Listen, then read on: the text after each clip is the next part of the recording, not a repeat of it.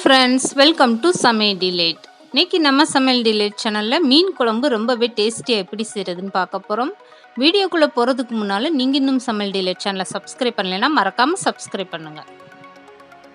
First மீன் குழம்பு செய்யறதுக்காக புளி ஊற போட்டுறலாம். ஒரு எலும்பிச்சை சைஸ்ல இந்த மாதிரி நல்லா அழுத்தி பிடிச்சி எடுத்துக்கோங்க. ஒரு பாத்திரத்தில் இந்த புளியை சேர்த்துட்டு 1 கிளாஸ் அளவுக்கு தண்ணி சேர்த்து நல்லா ஊற வச்சிருங்க. இதுக்கப்புறம் மீன் குழம்புக்காக ஒரு பாத்திரத்தில் 3 ஸ்பூன் அளவுக்கு எண்ணெய் சேர்த்துக்கோங்க. ஸ்டவ் ஆன் பண்ணிக்கோங்க. இது கூடவே ஒரு பெரிய வெங்காயமாக எடுத்துக்கோங்க. வெங்காயம் சின்னதாக இருந்தால் 2 கூட எடுத்துக்கோங்க. இது கூடவே வெள்ளைப்பூண்டும் சேர்த்துக்கோங்க. 5லிருந்து 6 வெள்ளைப்பூண்டு சேர்த்துக்கோங்க. இந்த வெள்ளைப்பூண்டும் வெங்காயமும் சேர்த்துட்டு நல்லா வதக்கி விடுங்க. இந்த வெங்காயம் ஓரளவுக்கு நல்லா வதங்கி வரட்டும். இதுக்கப்புறம் 1 ஸ்பூன் ஜீரகம், 1 ஸ்பூன் அளவுக்கு மிளகு சேர்த்துக்கோங்க.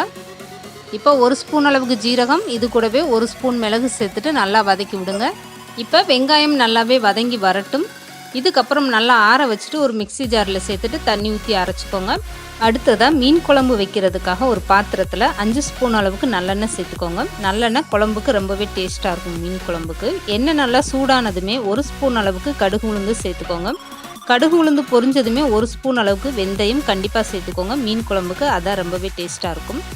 இதுக்கப்புறம் வெங்காயம் கட் பண்ணதை சேர்த்துக்கோங்க. பெரிய வெங்காயமாக இருந்தால் 1 சேர்த்துக்கோங்க, இல்லைன்னா 1 கைப்பிடி அளவுக்கு சின்ன வெங்காயம் சேர்த்துக்கோங்க.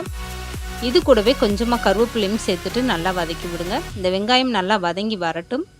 வெங்காயம் வதங்கும் போதே 3 பச்சை மிளகாயும் சேர்த்துட்டு நல்லா வதக்கி விடுங்க.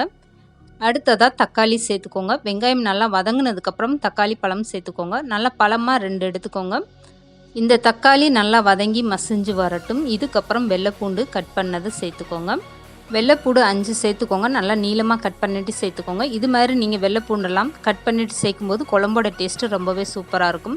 இப்போ வெங்காயம் வெள்ளைப்பூண்டு எல்லாமே நல்லா வதங்கிருச்சு. இது கூடவே 1 ஸ்பூன் அளவுக்கு தனி மிளகாய்த்தூள், 1.5 ஸ்பூன் அளவுக்கு மல்லித்தூள், 1/4 ஸ்பூன் அளவுக்கு மஞ்சள் தூள் சேர்த்துட்டு நல்லா வதக்கி விட்டுருங்க.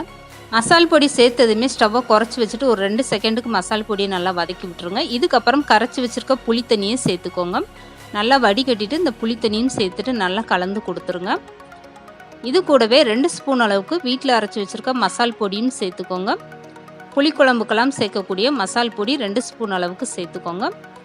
உங்களுக்கு எந்த அளவுக்கு இதுக்கப்புறம் உரப்பு வேணுமோ அந்த அளவுக்கு நீங்கள் பார்த்துட்டு சேர்த்துக்கோங்க. இப்போ குழம்புக்கு தேவையான அளவு உப்பும் சேர்த்துக்கோங்க. இதுக்கப்புறம் உப்பு உரப்பு உங்கள் டேஸ்ட்டுக்கு ஏற்ற மாதிரி நீங்கள் பார்த்துக்கோங்க. இப்போ மூடி போட்டுட்டு இது ஒரு 5 நிமிஷம் நல்லா கொதிக்கட்டும். இந்த மசால் வாடையெல்லாம் போகட்டும். 5 நிமிஷம் கழித்து மூடியை திறந்துட்டு இந்த மாதிரி நல்லாவே கலந்து கொடுத்துருங்க. குழம்பு இந்த அளவுக்கு நல்லாவே திக்காக இருக்குது. இதுக்கப்புறமா அரைச்சி வச்சுருக்க வெங்காய பேஸ்ட்டை சேர்த்துக்கோங்க. இந்த வெங்காயத்து கூட பூண்டு, ஜீரகம், மிளகெல்லாம் சேர்த்து அரைச்சிருக்கு. இந்த வெங்காயம் நல்லா வதக்கிட்டு அரைச்சனால ரொம்ப நேரம் கொதி வர வேண்டாம். இதுக்கப்புறம் குழம்ப நல்லா கலந்து கொடுத்துட்டு உங்களுக்கு எந்த அளவுக்கு கெட்டியாக வேணுமோ தண்ணியாக வேணுமோ அந்த அளவுக்கு நீங்கள் தண்ணி கலந்துக்கோங்க. இந்த மீன் குழம்புல 4 பீஸ் அளவுக்கு இந்த மாதிரி சின்னதாக கட் பண்ணிவிட்டு மாங்காய் சேர்த்துக்கோங்க. இந்த மீன் குழம்போட டேஸ்ட்டு ரொம்பவே சூப்பராக இருக்கும். இது போல் நீங்கள் மாங்காய் சேர்த்துட்டு இந்த மாதிரி நீங்கள் மசாலா அரைச்சி விட்டு மீன் குழம்பு வச்சு பாருங்கள். டேஸ்ட் அவ்வளோ ஒரு அருமையாக இருக்கும். அடுத்து எப்போ நீங்கள் மீன் வாங்கினாலும் இது போல் தான் ஒரு மீன் குழம்பு வச்சு பார்ப்பீங்க. இப்போ மூடி போட்டுட்டு 5 நிமிஷம் நல்லா மலமலன்னு கொதி வந்ததுக்கப்புறம் ஓப்பன் பண்ணி பாருங்கள். ஸ்டவ் குறைச்சே இருக்கட்டும். இதுக்கப்புறம் மீனை சேர்த்துக்கலாம். கழுவி எடுத்து வச்சுருக்க மீனை சேர்த்துக்கோங்க. நீங்கள் எந்த வகை மீன் எடுத்தாலும் இது போல் நீங்கள் குழம்பு வச்சு பாருங்கள். டேஸ்ட்டு ரொம்பவே சூப்பராக இருக்கும்.